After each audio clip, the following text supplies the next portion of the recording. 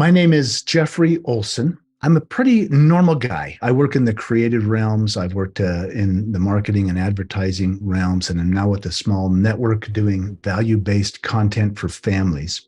Also, I'm an author. I never had any intention of writing a book, and I also had no intention of anybody reading the book except maybe my mother.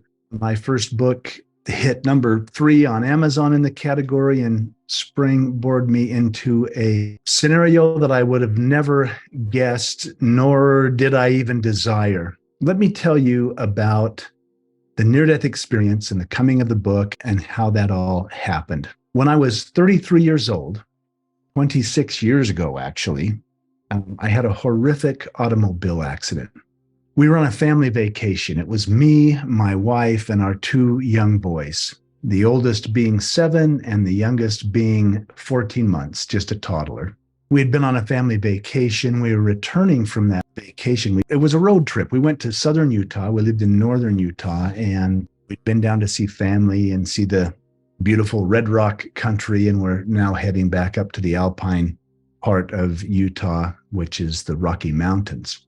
During that trip back, there was reports of crosswinds. There was reports of a pickup truck driving erratically on the interstate. One of the hardest parts of the story is I believe I may have just dozed off, just nodded off briefly. But whatever happened, I swerved to the right, I overcorrected to the left, and lost control of the vehicle. The car began to roll, not off the road, but down the road at 75 miles per hour. It was a horrific crash.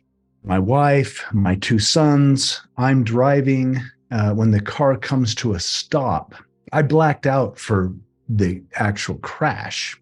I do recall nodding off, swerving, losing control. I blacked out during the crash. When the car came to a stop, I was completely conscious. The first thing I heard was my 7-year-old crying in the back seat, hysterically crying. And my thought as a father was, I've got to get to my boy. I've got to get to my son. And that's when I realized I could not move.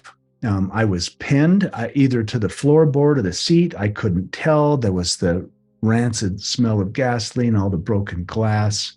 I was unaware of my injuries. I knew I was in pain. I knew I was struggling to breathe. I knew I was struggling to remain conscious. What had actually happened in this crash is both of my legs had been crushed. My left leg was amputated above the knee. My back had been damaged in 2 places, ironically not affecting the spinal column, but the vertebrae were cracked. My right arm had been completely torn out. There was no muscle attached in the rotator cuff, and then the seat belt had cut through and ruptured all my intestines. I was literally a mess, but still heard my son crying and thought, I've got to get to my boy. However, that's when I realized no one else was crying, and I became acutely aware that my wife, who I loved dearly, was gone. She was killed instantly in the accident, and my little toddler son, his car seat had broken apart and he had been ejected from the car. And my whole soul was crying out, where's my little boy? And I knew he's gone too. So at the scene, I know half the family's gone. I've got a hysterical child that I can't get to, and I was driving the car. The panic, the guilt, the regret. Can't I get those 3 seconds back? Can't I turn back the clock? What happened? And it was the darkest place perhaps I've ever been in my life. The trauma, I'm struggling to stay conscious, attempting to speak to and comfort my 7-year-old, and yet I know half the family's gone and I'm fading fast. And it was in that absolute darkness and panic that an interesting thing happened. It felt to me as if light came. It felt like light came and surrounded me. It began to comfort me. It began to I began to rise above the accident scene, out of that trauma. And I was literally confused. I'm like, whoa, wait a minute. I can breathe. I'm not in pain. How can I be okay? What's going on? And yet in this light that surrounded me, suddenly my wife, who I knew she was deceased at the scene, suddenly she's there with me, but she's very much alive, beautiful, radiant, And she is communicating with me. She was saying, you can't come, you can't come, you've got to go back, you've got to go back. And we had a conversation. We literally had this conversation where I knew my 7-year-old was going to be okay. I knew that Griffin, our toddler, had passed, and we made a deal. She said, you've got to go back. If you stay here, our son will be orphaned. You got to go back and raise our boy. And I learned a lot about choice. I mean, here I was literally having this conversation and looking at the woman I loved more than life, but knowing if I stayed with her, I would orphan our little boy. And I made the choice to come back. You have no idea how powerful our thoughts are. I didn't have to figure out how to come back. And when I had the intention, I'm going back, I found myself moving about a hospital. Now, I have no concept of time in this light, in this conversation. I knew I'd crashed the car. I knew I had been taken to this other realm. I had this conversation, and now I was wandering about a hospital. And when I say wandering about, I was not in the body. This was not my body. My body was badly broken. What had happened is folks had come up on the scene. Emergency services was contacted. I had to be extricated from the car and airlifted or life flighted to the nearest level 1 trauma center. That's what had happened. And my son Spencer, my little 7-year-old, was seen to, and he was banged up pretty good, but physically kind of walked away from the accident, but emotionally thought the whole family was gone. Bottom line is, I had crashed the car. I had this profound conversation. I now am moving through a hospital. I'm seeing the doctors and the nurses and the patients and the families of the patients. It's like I had a 360-degree awareness. And when I say I was seeing them, I was feeling them in such an incredible, profound way. I mean, everyone I encountered, I knew them. I knew everything about them. I knew their love, their hate, their motivations, their challenges, their lives. I felt their lives as if they were me. It's like we were connected. I call it a oneness. Quick example, a nurse passed me, completely unaware of me. In that moment, I experienced almost the abuse that she had received as a child, the physical, emotional, sexual abuse. And yet in that same moment, I encountered her magnificence. It was like, wow, look at her in a hospital, serving, healing. Look who she is. And yet there was no judgment of anything. It was just like, wow, everyone I encountered, it was this magnificence, this wow, and this knowing, this connection. I mean, it's interesting. I grew up as a conservative Christian, and this biblical verse came up of, in as least as you've done it unto the least of one of these, you've done it unto me. This was Jesus speaking biblically. And yet it was so different. I believe that was a nice verse about being nice. What I was experiencing is, wow, we are one. We are all connected. In other words, when Jesus said, when I was in prison, you visited me. When I was naked, you clothed me. I thought, I am them. I am that woman. I am the beggar in the street. I am the man in prison. I am the stranger that simply wants acceptance. There was a oneness. There was a connection to all of it. And then I finally came upon a body that I didn't feel anything from, which I thought was weird. And I stepped closer to look, and it was me. But it wasn't me. I was having this profound connected experience, but there was my body. And it was so broken. I stepped closer and looked. I had this profound awareness. It's like, wow, I took this for granted. I never realized that my heart just beat and my lungs just breathed, and I didn't have to remind them, and my eyes just saw. And I realized what a miracle and magnificent machine our bodies are. And I knew I had to get in mine, and it was so broken. And once again, our thoughts are so powerful. I didn't have to figure out how to get back in the body. My intention, I'm going back in, and then boom, I was back in the body, back to the grief. I mean, the intense grief, the regret, the guilt, the trauma, the physical trauma, all of it. It was horrible. I was ventilated. They had a big tube down my throat doing the breathing for my lungs. Both my legs were crushed, immobile. My right arm was immobile. They eventually tied down my left arm because I kept grabbing at all the equipment. And I was in a horrible state. I was in ICU for several weeks. I was in the hospital for almost 6 months. not only the physical injuries of the accident, I had 18 surgeries putting me back together, but I had horrific infections.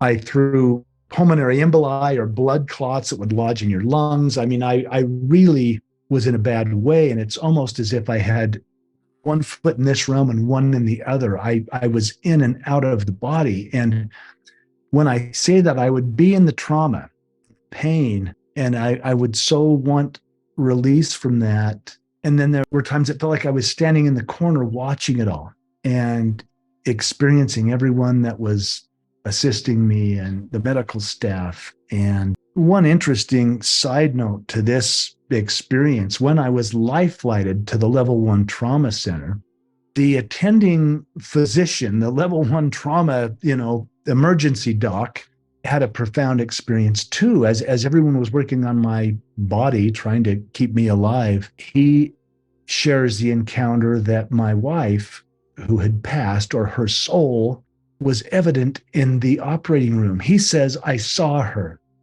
and she communicated with me. And when he shared this was a month or better after the accident. He felt compelled to come and see me and share this experience, which is really unorthodox probably for a clinician to do.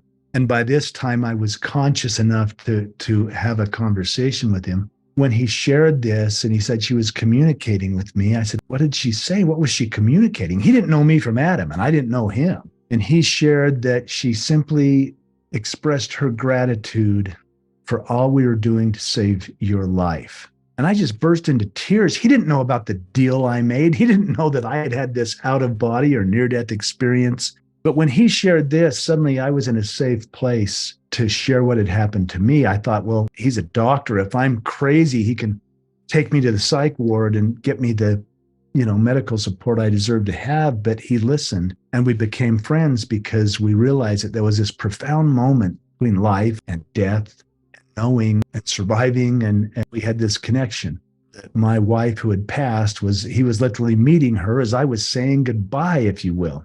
So the hospital was really interesting, and I would have these profound experiences, even to the extent of doctors coming and, or a doctor coming and telling me this. Perhaps the end of my hospital stay is the most profound part of the near-death experience. I was out of ICU. I'd gone through surgical recovery. I was finally in the rehabilitation wing, and it's appropriate to probably explain the two most profound experiences were at the scene of the accident and then at the end of my hospital stay, where there was no narcotics involved in these. I was off of all the heavy morphine and everything. I hadn't been administered any of that in the first experience at the scene of the accident. And now I was at the end of my hospital stay, simply taking some Tylenol, and only weeks before going home. And I fell asleep one night. It was interesting because with the abdominal wounds, I had laid on my back so long. And in fact, I had rubbed all the hair off the back of my head. The back of my head was bald from laying so long in the hospital. And I was finally able to sleep on my side. They'd stabilized my open abdomen, which had had horrible infections and everything else. But I fell into a deep sleep. And again, I felt that light come. I was in so much grief. And I was just heartbroken over what had happened and thinking of my little boy and my wife and trauma. And I fell asleep, and I really hadn't slept. I mean, I'd been unconscious, but I realized that I was in a deep sleep. I'm like, wow, I'm in a deep, peaceful sleep. And I felt the light come again. That light came and surrounded me in my grief, and it felt like I was rising above the hospital bed. And yet this time the light kind of dispensed. It kind of went away. And I was in the most beautiful place. There's words people use like heaven or the spirit world or the other side or the other realm. The only word that even comes close to what I was experiencing is I was home. I was home. It felt so welcoming, so familiar, and it felt like such a physical experience. I was whole. I was healed. I had both legs and both feet, and my arm worked, and I began running. I was joyfully running, and yet when I say it was so physical, it was beyond physical. Like I could feel the energy of the ground beneath my feet. I could feel the intelligence in my calves and my thighs. I was so much alive. I was so much alive. And joyfully running, thinking I'm home. But then I got the impression or the message or the knowing that I wasn't there to stay. And in that moment, there was this corridor off to my left. And I knew intuitively I'm to go down that way. And I did. I began working my way down the corridor. And at the end of the corridor was a crib. Now, Griffin, my son that passed in the accident, he was only 14 months. He was still sleeping in a crib at the time of the accident. And I raced to this crib. There was my little boy. There he was, sleeping as peacefully as could be. And I picked him up. I whisked him up. I held him. I don't know if you've ever picked up a sleeping child, but the heat and the weight and the solidness, I was so overcome because I'm realizing, wow, I'm out of the body again, but this is so physically real.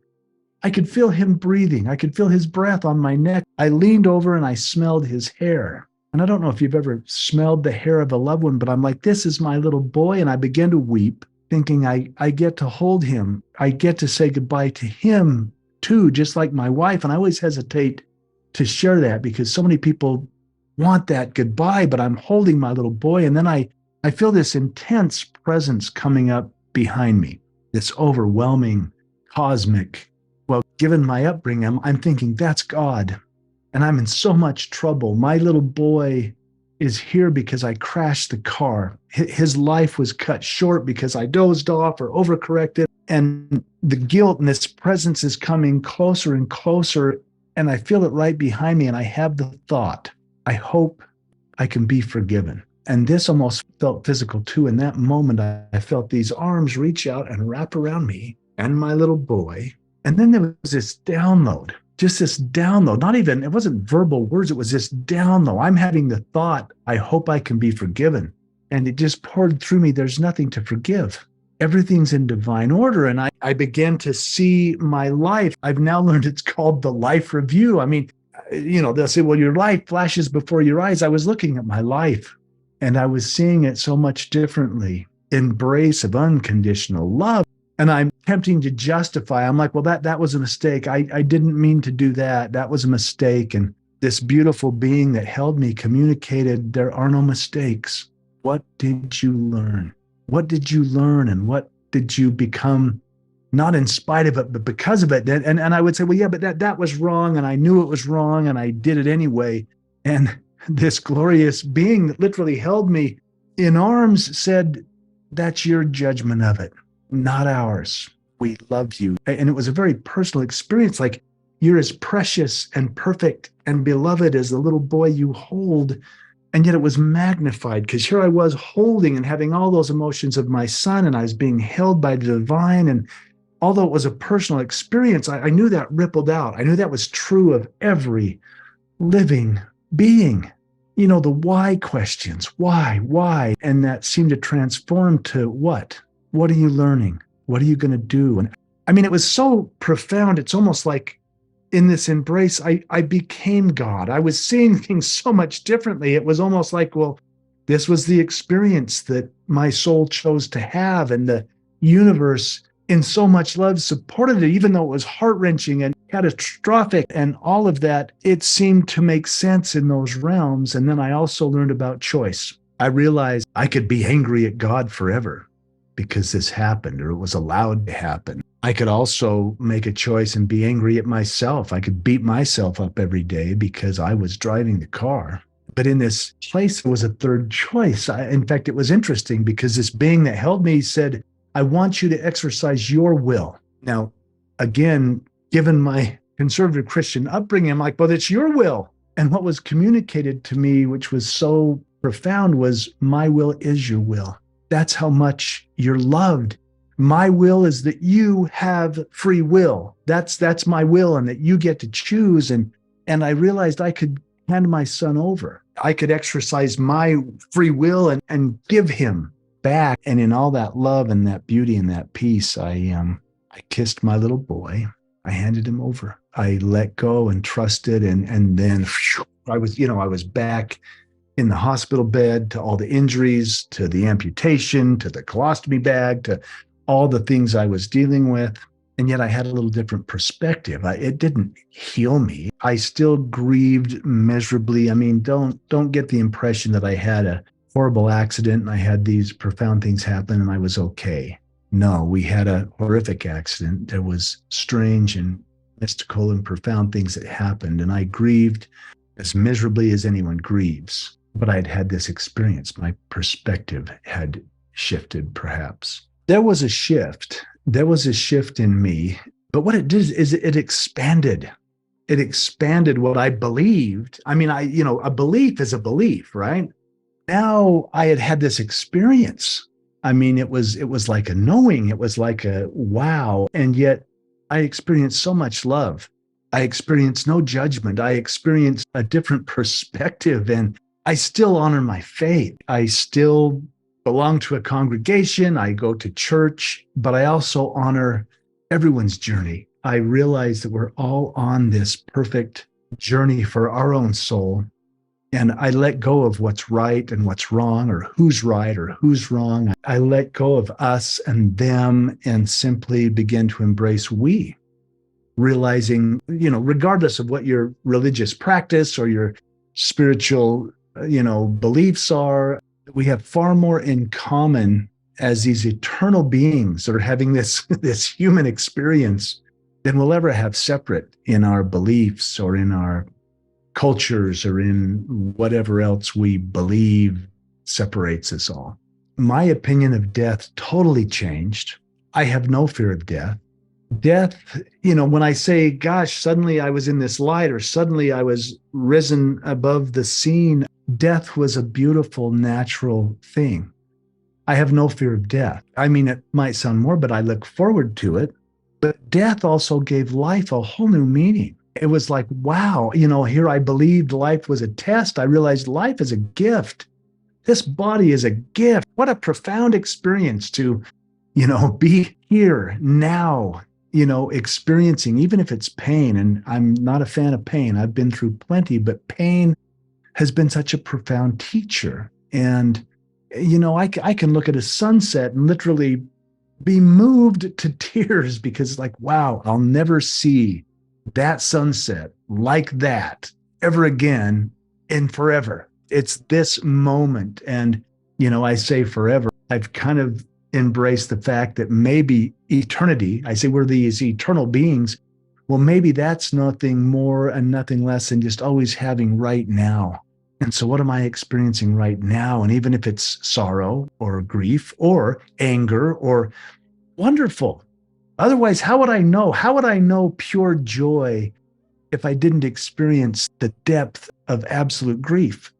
How it feels like a gift of love, even if it challenges me, even if it stretches my soul. People are afraid of death because they don't comprehend it. We tend to be afraid of what we don't understand, or what we don't have answers to. And I use terms like having been out of the body and then back in the body and then out of the body. Yeah, death was a very natural and beautiful thing. Now, the dying part, that was a challenge at times, but it all became irrelevant in that moment of moving on. I don't call it death anymore. When someone close passes, I say, well, they graduated.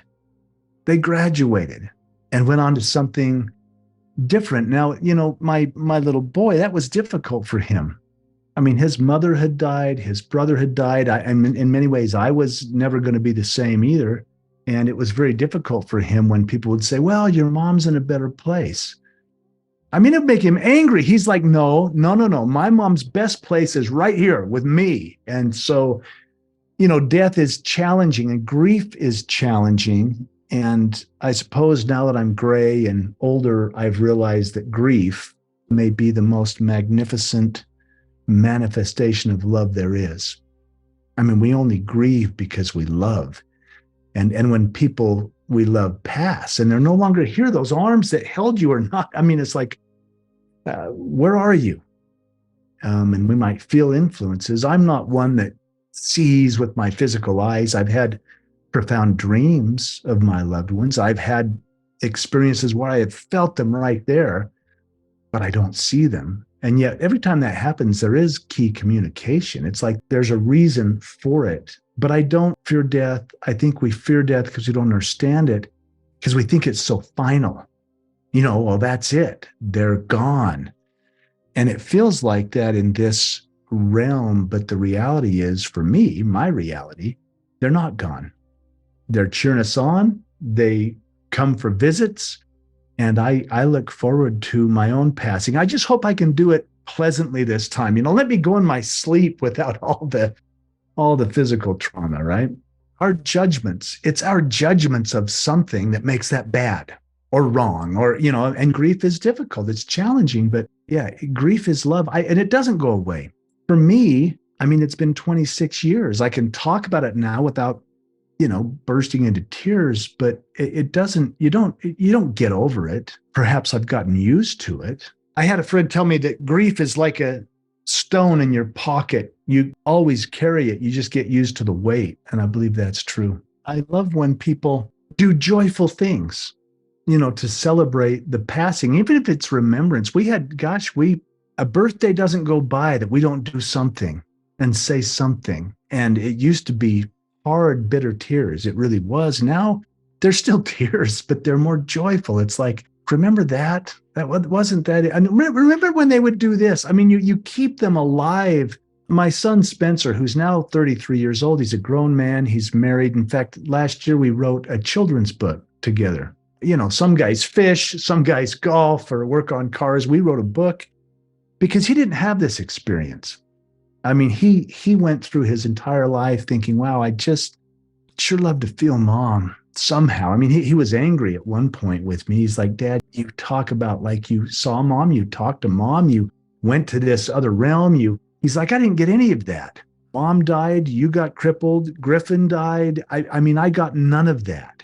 And at the time he was like, you talk about this higher power, this universe, this God that held you. And he said, not me.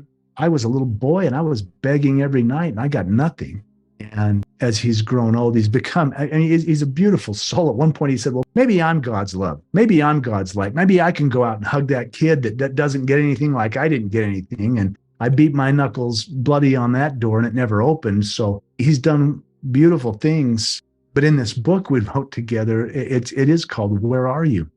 Where are you? He never got that answer. He never had that feeling or that visit or that thing he wanted. But it's, the book's profound because he wrote it from that wounded 7-year-old's perspective. Like, I've looked in the garden, I've looked in the kitchen, I've looked in the stars. Where are you? And then he comes to this beautiful resolve that you live within me. You live because I'm here. You're alive in me, and therefore you're with me all the time. And the way I honor you is in the way I live and the way I take in everything around me as being a part of you. It's a fun and yet a profound little book. We thought we were writing a children's book, but it was perfect for anybody who was missing someone. It became an international #1 bestseller. We were shocked. We're like, what? And, that's very short-lived in today's digital world. I mean, that lasted for a day or two, and then something else cool came up, and it got bumped in the rankings. But that was a fun thing to do with him and to see his insight and depth as a grown man who never had the profound experience I had, but turned out way better than I am. While in the hospital, I was on a lot of morphine. So who knows, in my reality, it's like, wow, I'm out of the body. I'm standing in the corner. I'm watching what's going on. And it feels good to be relieved from all that trauma. And yet I would then back in. So yeah, that was interesting. But I think the two profound experiences were without any, narcotics at all. It was before and after that. Yes, I have had out of body. I don't know of visions. Dreams is not the appropriate word. I'll share two briefly. As life moved on and I was fitted with a prosthetic, I got out of the wheelchair, I got back to work. I was heartbroken. I wasn't dating. I wasn't looking. I'd hired a nanny that would come in and she would assist me with Spencer, who was now growing and getting older. And anyway, I met a woman at a work meeting and had this, it was deeper than love at first sight. It's like, wow. And we started a friendship. She was living in a different state. It was almost a long distance thing where we'd call or, share emails and we would visit each other. Long story short, I realized I was falling in love with Tanya, my current wife. And I had all kinds of guilt around that. I'm like, how could I possibly, I can't love someone else. And I found myself in anger going to my first wife, Tamara, who had passed. I went to her grave. I went to her gravesite and I realized she's not in the grave, but that's where I went. And I'm angry. I want to pick a fight. I'm like, how dare you? I mean, I'm limping around this world attempting to raise our son, and you're in that beautiful place. And I'm berating her, so to speak. And I swear I felt her. Like she came to me. I didn't see her with my physical eyes, but I felt her hands on my shoulders as I was hunched over the headstone there, bawling and screaming at her. And there was this clear communication. She said, "Don't berate me. I loved you enough to leave." And I'm like, what? You loved me enough to leave? And this communication started. That doesn't make sense. And she said, "I would have loved nothing more than to stay and grow old with you, but we had a contract. We made a deal. You came to have this experience in this realm to expand your soul in ways that your soul desired. And I loved you enough to fulfill that. I loved you enough to go, and Griffin broke your heart in ways you could never imagine. And don't berate me for loving you that much." And I was like, wow. And then I was still in a fighting mood. I said, "Yeah, but I'm falling in love with another woman." And she laughed at me. She said, "Of course you are. I know how you are. I know who you are." And they don't lose their sense of humor. She said, "Jeff, you're a pretty good dad, but you are a lousy mother. And our little boy deserves a mom." I mean, it's almost like she gave permission. And she told me, she said, "I put Tanya in your path." That strange deja vu, that strange feeling when you met her and didn't even know her name. What do you think that was about? And she said, "You can choose whoever you want. I'm not jealous, but please choose joy. I'm hostage in your grief. I still care about you, and you're so miserable. Please do something to choose joy in your life and release me from having to watch that." So that was I was wide awake. I wasn't dreaming. And of course, I pursued the relationship, and Tanya and I got married. We adopted 2 boys, and we're still going strong, and I'm madly in love with her. And yet it was this weird angelic introduction in some crazy way. I had another experience with Griffin, my little boy, who passed as a toddler. And I say experience. I could, I suppose, refer to it as a dream, but I wasn't sleeping. I was awake. It was those lucid hours when you're kind of between sleep and awake. I had this strange thing happen. Suddenly, I find myself consciously in the front seat of my dad's old pickup truck. And almost like a hypnotic, I was awake, but here I was consciously in the front seat of my dad's old pickup truck. And I could smell the truck. I remembered the way the fabric felt on the seat. I'm like, gosh, I remember this. I remember this. And I looked down. It was so strange. I was wearing a red corduroy jumpsuit that had snaps on the inner thighs like a toddler would wear. And I looked at my feet, and I had little white toddler shoes on. I'm like, I remember this. I hated that jumpsuit, but I remembered everything about it. And we grew up on a farm, and the truck began to sway because there was feed in the back, and the cows were all pulling at the feed. And I remember being frightened in the truck. And then my dad came and shooed the cows away and jumped in the truck and comforted me. And I'm like, how am I remembering this? How am I re-experiencing this? Literally. And I thought I couldn't have been any older than, and it hit me, 14 months old. And that was the age that Griffin, my son, passed. And suddenly in that thought, that the jumpsuit, the truck, the cows, it all went away. And I found myself consciously standing in what was home, this beautiful meadow where the cows were. And I looked over, and there was this magnificent young man standing, 15 yards or so away from me. And I knew at a glimpse, that's Griffin. That's my boy. But he was magnificent. I mean, and I wanted to race to him, and I couldn't get to him. And he looked at me, and there was this nonverbal telepathic communication. Our eyes connected, and I knew, as if he was sending me this message. He was saying, Dad, I wanted you to remember that. I'll never forget being your little boy. And I'll never forget what it was like to have you as my dad, even though all this happened. And I mean, at that point, I couldn't, I mean, wild horses couldn't have, I rushed to him and I embraced, and, again, I mean, was physical. I mean, gosh, this kid was the muscles, and he was taller than me. And I'm holding him. And then he whispered in my ear. Then he verbally spoke and he said, I have a message for you. And I'm like, wow, a message from my boy who's this magnificent guardian angel, so to speak. And I'm wondering what the message is. And he simply leaned in my ear and he said, Dad, he called me Dad. He said, I'm proud of you and I love you.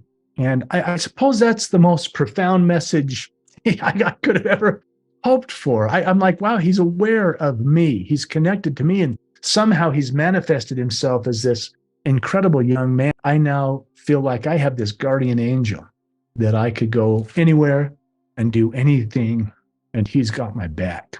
Oh, the emotions, it was so powerful. And I wasn't asleep. I didn't leave my body necessarily, but boy, I was in a place. And that was as real to me as talking on this interview.